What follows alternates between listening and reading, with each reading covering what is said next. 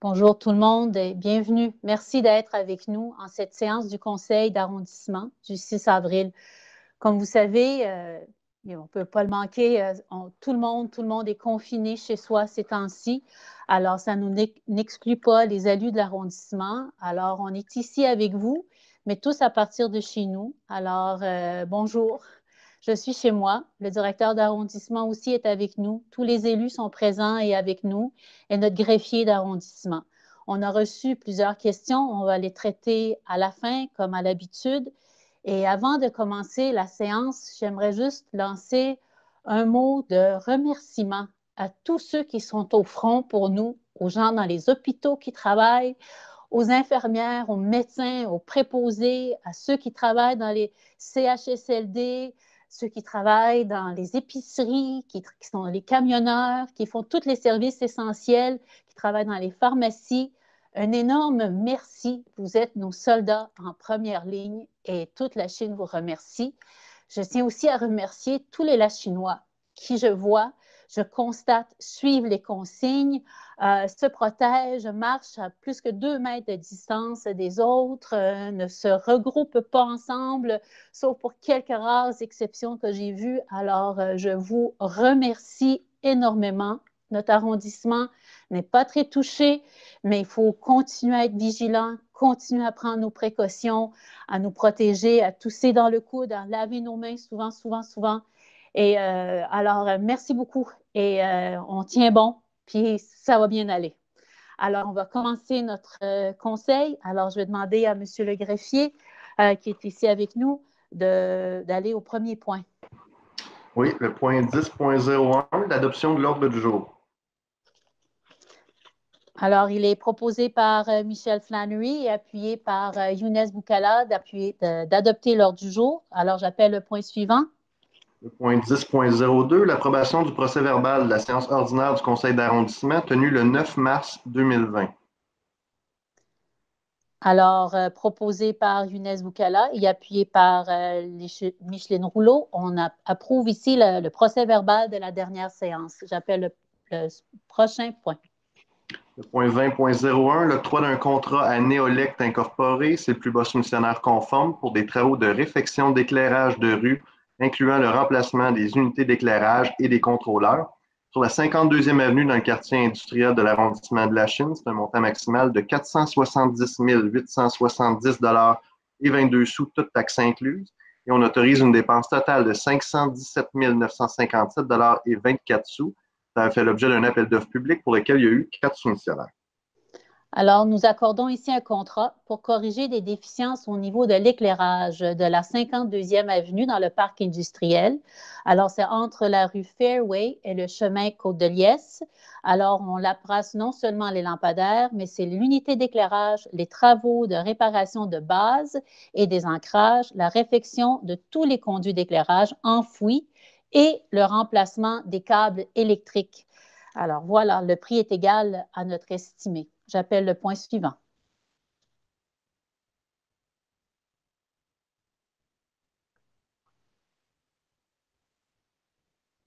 Il faut faire approuver.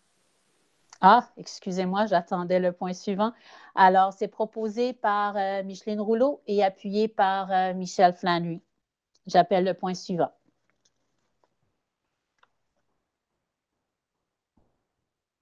Le point suivant, le point 20.02, l'octroi d'un contrat à Aménagement Sud-Ouest, qui est le plus bas soumissionnaire conforme pour des travaux d'aménagement dans le cadre du projet du parc Pomainville phase 3.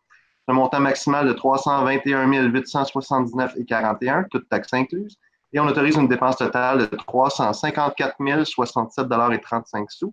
Ça fait l'objet d'un appel d'offres public pour lequel il y a eu 4 soumissionnaires. Alors, nous entamons ici la troisième phase finalement du projet du parc Pomainville. Alors, nous nous apprêtons à réaliser les travaux d'aménagement des derniers secteurs. Alors, ceci inclut la butte qui longe la rue Normand, le terrain triangulaire à l'entrée du quartier Pomainville, ainsi que la partie qui longe l'avenue de la Verrerie. Mais avant de commencer les travaux d'aménagement, on doit finir de décontaminer le secteur. Ça a été fait l'an passé, à l'automne, devait être fini au printemps. mais comme on ne peut pas faire de travaux en ce moment, ça va être retardé. Alors, suite à la décontamination complète des nouveaux secteurs, on va passer à l'aménagement. Et l'aménagement inclut, bien sûr, il va y avoir du gazon, de la plantation d'arbres, de vivaces et aussi des sentiers en poudre de pierre et aussi des pas japonais. Alors, ça devrait être très joli. On attend ça avec impatience. J'appelle le point suivant.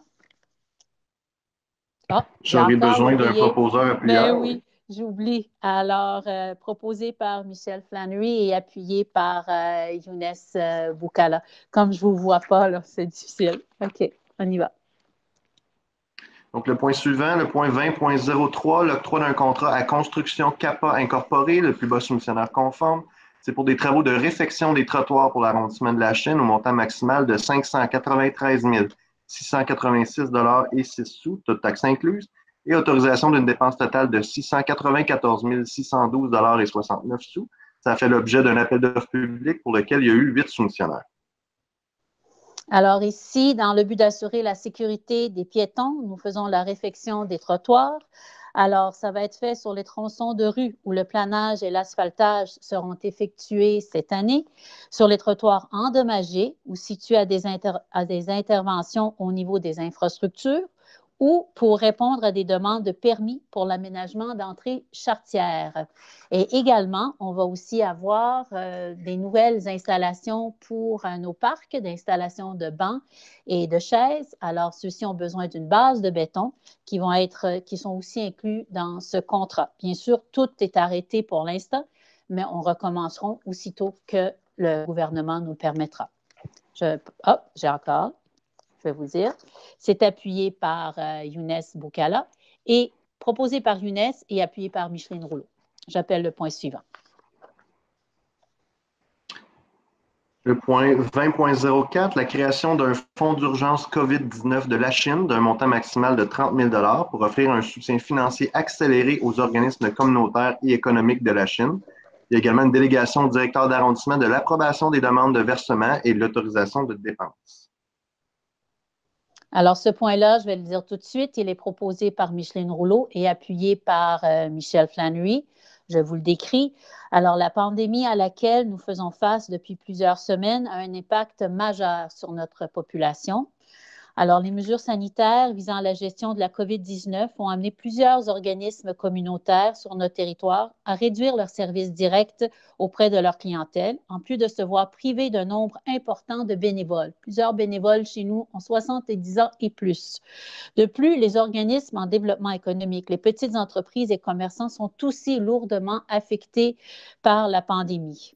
La création aujourd'hui d'un fonds d'urgence local vise à fournir une aide financière temporaire et exceptionnelle afin d'aider les populations les plus vulnérables et encourager le déploiement de projets créatifs et d'initiatives locales qui pourraient atténuer l'impact de cette crise. Alors, en plus du 30 000 annoncé par l'arrondissement, la Caisse des jardins de la Chine contribuera également à un fonds de 30 000 qui comprend 2 volets. Le premier volet, c'est le volet social destiné aux organismes pour leurs initiatives pour venir en aide aux plus vulnérables et un volet économique afin de soutenir la dynamique commerciale de l'arrondissement. Alors, un comité sera mis en place sous peu et les organismes communautaires connus ou soutenus par l'arrondissement pourront faire connaître leurs besoins via un formulaire qui sera mis en ligne bientôt pour vous. Alors, j'appelle le point suivant. Le point 20.05, c'est un addenda pour la prolongation de la durée de l'entente intervenue entre la Ville de Montréal, arrondissement de la Chine, et la Maison des jeunes L'Escalier incorporée par la résolution CA 19-19-0129. C'est pour la réalisation du projet accueil et intégration des immigrants adolescents du quartier Saint-Pierre jusqu'au 30 juillet 2020. Alors, c'est proposé par Michel Flannery et appuyé par Younes Boukala.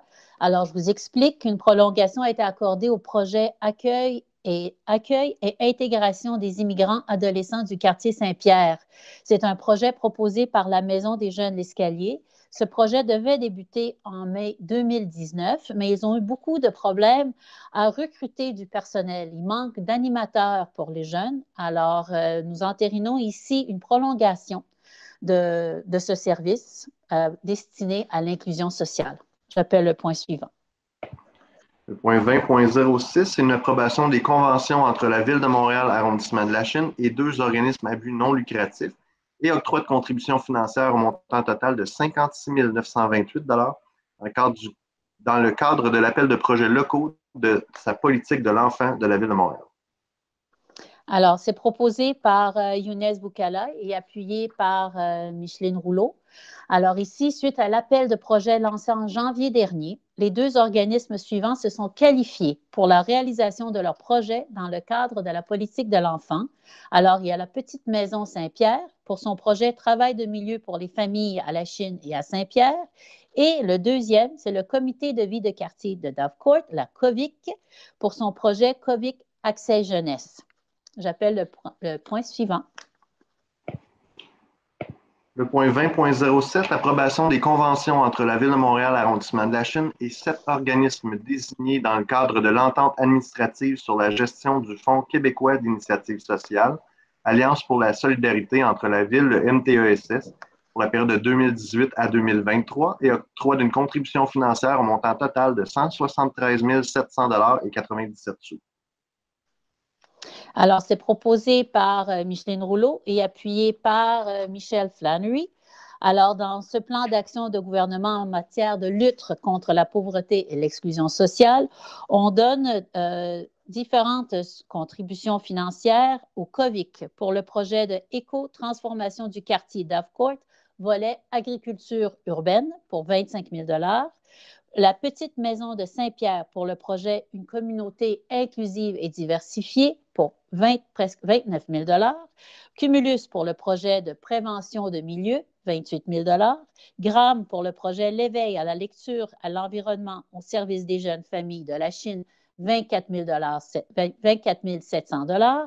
Fondation de la Visite pour leur projet Faire d'ici un chez nous pour 25 000 $ et Carrefour de jeunesse emploi de Marquette pour un projet Ma communauté, mon avenir, 25 000 $ et Comité de revitalisation urbaine intégrée du quartier de Saint-Pierre pour son projet Mobilisation 2020 pour 16 667 $. J'appelle le point suivant. Le point 20.08, l'approbation de la convention entre la Ville de Montréal, arrondissement de Lachine et Concertation Lachine. Il octroie une contribution financière au montant de 32 500 $. C'est dans le cadre du programme de sécurité urbaine pour l'année 2020. Alors, c'est proposé par Michelle Flannery et appuyé par Younes Boukala. Alors, les 20 000 de l'arrondissement s'ajoutent aux 12 500 $ versés par la Ville-Centre.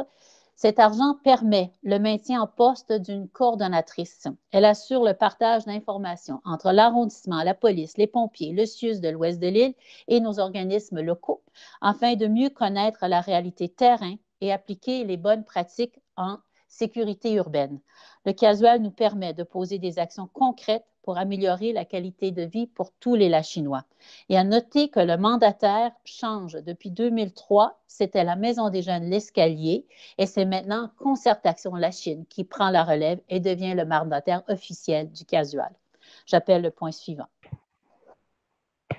Point 20.09, approbation de la convention entre la Ville de Montréal, arrondissement de Lachine et le Comité de revitalisation urbaine intégrée du quartier Saint-Pierre et octroi d'une contribution financière au montant de 96 151 $ pour appuyer l'organisme dans la réalisation d'activités prévues à son plan d'action durant l'année 2020. Alors, ça va être proposé par Younes Boukala et appuyé par Micheline Rouleau. Alors, ici, ce qu'on vote, c'est l'argent va au Comité de revitalisation urbaine intégrée de Saint-Pierre, qu'on appelle communément la RUI.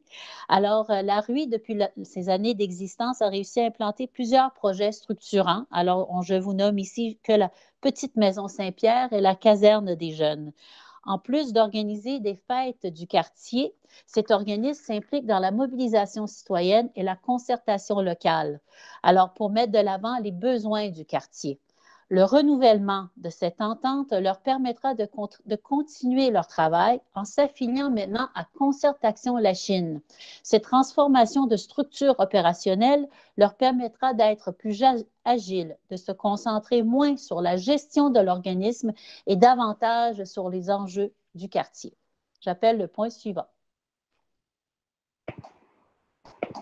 Le point 20.10, octroi d'une aide financière à 6 organismes désignés conformément à la politique de reconnaissance et de soutien aux organismes à but non lucratif pour l'année 2020 pour un montant total de 63 702 $. Alors, ça va être proposé par Micheline Rouleau et appuyé par Michel Flannery. Alors, les 6 organismes suivants que je vais vous nommer obtiennent un soutien financier selon notre politique. Alors, le groupe d'entraide La Chine qui obtient 25 000, la Chine Curling Club 2 555, le club Gymnie Tour de la Chine 14 575, le club de canot de course de la Chine pour 10 000, le groupe d'entraide de la Chine pour 10 000 et le La Chine Curling Club pour 1575. J'appelle le point suivant. Le point 20. Il y a aussi, je pense que j'en ai oublié. Il y a ici aussi le Parado. Je pense que je l'ai sauté. Le Parado qui obtient 10 000. Je m'excuse. Et l'Union des familles de la Chine pour 2 552. Je pense que l'ordre est inversé. Attendez un petit peu. Je ne voudrais pas que les gens se mélangent. L'ordre n'est pas exact. Je pense que juste pour être sûr, pour que ceux qui nous écoutent ne se mélangent pas, je vais refaire. Le Club Gymnie Tour, c'est 25 000. Union des familles de la Chine, 2 552. Club de canot de course de la Chine, 14 575. Le Parado, 10 000. Le groupe d'entraide de la Chine, 10 000. Et le La Chine Curling Club, 1 575. Je m'excuse, il y avait une inversion. Alors, ça devrait aller. J'appelle le point suivant. Le point 20.11, octroi d'un soutien financier au montant de 25 000 $ pour l'année 2020 à Centraide du Grand Montréal pour la réalisation d'un fonds d'urgence COVID-19. C'est en provenance du surplus de l'arrondissement. Alors, le fonds d'urgence de COVID-19 qui a été lancé par Centraide et la Ville de Montréal vise à soutenir les ressources répondant aux besoins de première nécessité, comme l'aide alimentaire, et de renforcer la capacité des services d'écoute et d'aide, et ce, tant au niveau régional que local. Alors, la Chine s'est joint à cette aide de la Ville de Montréal. On a mis 25 000 $ à ce fonds et ensemble, on a réussi à ramasser 1 400 000 $ pour Centraide. Alors, on est très contents et on travaille très fort avec le fonds qu'on a mis en place de 60 000 va complémenter le fonds de Centraide de 25 000. Et aussi, on a d'autres aides qui viennent de Moisson Montréal et de d'autres organismes. Alors, on apprécie beaucoup. J'appelle le point suivant. En fait, pour le 20.11, j'aurai besoin du proposeur et de l'appuyeur. Excusez-moi, je devrais toujours le faire avant. Alors, c'est proposé par Michel Flannery et appuyé par Younes Boukala. J'appelle le point suivant.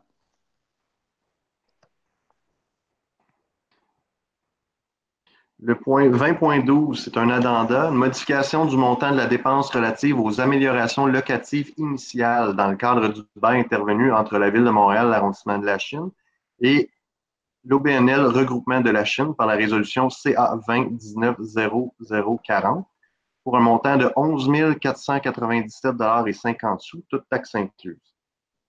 Alors, ça va être proposé par Younes Boukala et appuyé par Micheline Rouleau. Alors, au dernier conseil, on a voté un montant de 10 000 $ qui était accordé au regroupement de la Chine pour les améliorations locatives des espaces de bureaux prévus pour nos 5 employés de la Direction Culture, Sport et Loisirs, Développement social qui vont aller s'installer parce qu'on ferme, bien sûr, notre centre Gariepi éventuellement va devenir une école. Alors, on a besoin de faire de la place pour nos employés qui iront au regroupement de la Chine.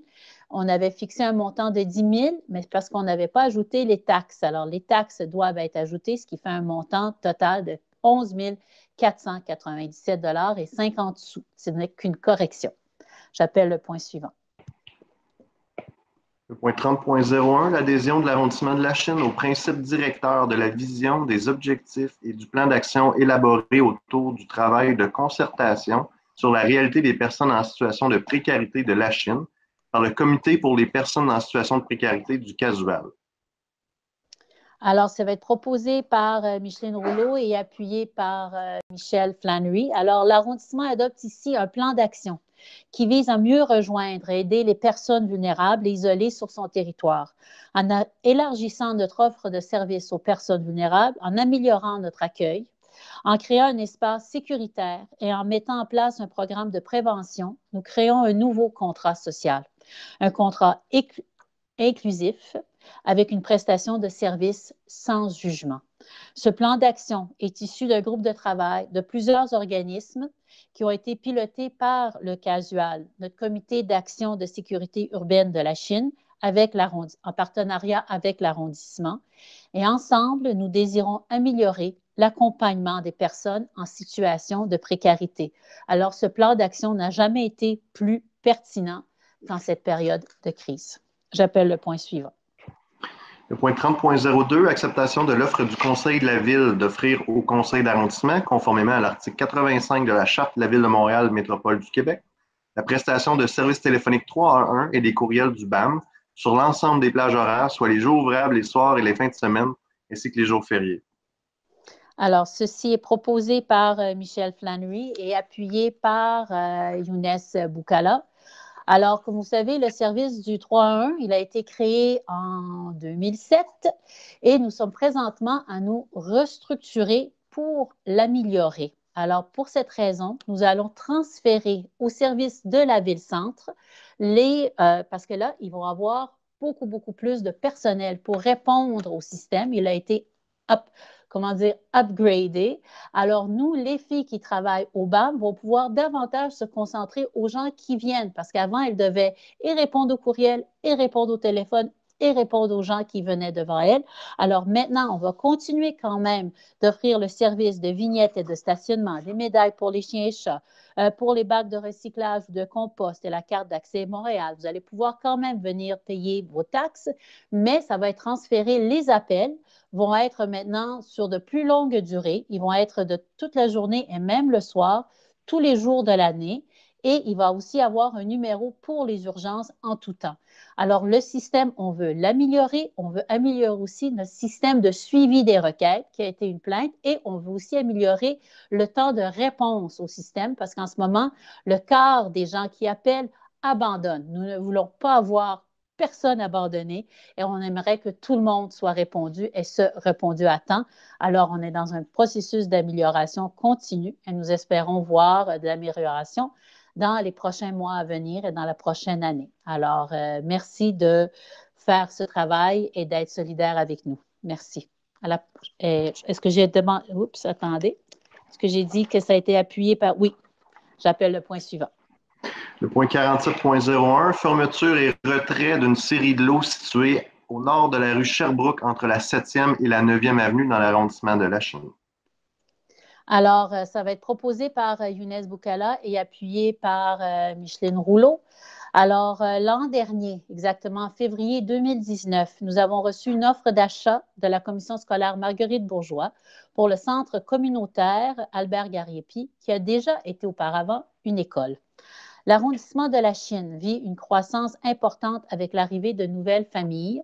Cette croissance a des répercussions sur la commission scolaire Marguerite Bourgeois, qui, malgré l'agrandissement de plusieurs de ces écoles, est en manque drastique d'espace pour éduquer nos enfants. Dans les derniers mois, nous avons travaillé avec l'ensemble des organismes à leur relocalisation et nous poursuivons d'ailleurs le travail en ce sens. La résolution que nous adoptons ce soir vise à retirer le centre communautaire Albert Gariepi et le parc du même nom de la liste des installations municipales de l'arrondissement. C'est une étape préalable à la vente de l'immeuble qui devrait être présentée au conseil municipal de la Ville-Centre en mai prochain. Notez que le parc Albert Gariepi deviendra un parc école qui pourra toujours continuer à être utilisé par les citoyens. J'appelle le point suivant. Point 47.02, approbation de plan PIIA pour le projet de transformation pour l'immeuble situé au 785-795 14e avenue. Alors, ça va être, un instant, proposé par Micheline Rouleau et appuyé par Michel Flannery. Alors, ça, c'est des très bonnes nouvelles parce que nous approuvons le PIA pour la rénovation de 2 multiplexes au coin de Sherbrooke et de la 14e avenue. C'est une excellente nouvelle parce que ces 2 blocs étaient dans un état lamentable pendant plusieurs années et ils seront transformés en 28 logements sociaux. Ce projet est rendu possible grâce au travail acharné de notre comité logement Lachine-Lassalle et le GRT Apopex. Alors, c'est une très bonne nouvelle également pour les locataires de ces blocs, puisqu'ils vont pouvoir retourner dans ceux-ci lorsque les travaux seront complétés. Alors, merci à tous les organismes qui travaillent dans ce projet. J'appelle le point suivant. Point 51.01, nomination d'un secrétaire d'arrondissement substitut. Alors, ça va être proposé par Michel Flannery et appuyé par Younes Boukala. Alors, suite au départ de la personne qui occupait le poste de secrétaire recherchiste au secrétariat d'arrondissement de la Chine, nous nommons Mme Lucie Perrault, nouvellement embauchée comme secrétaire d'arrondissement substitut. J'appelle le point suivant.